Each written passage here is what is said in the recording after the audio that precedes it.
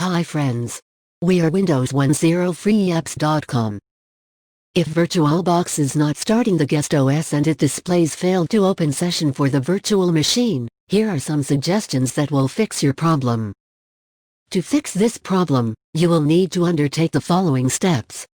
Open VirtualBox as administrator. Install platform package. Reinstall VirtualBox.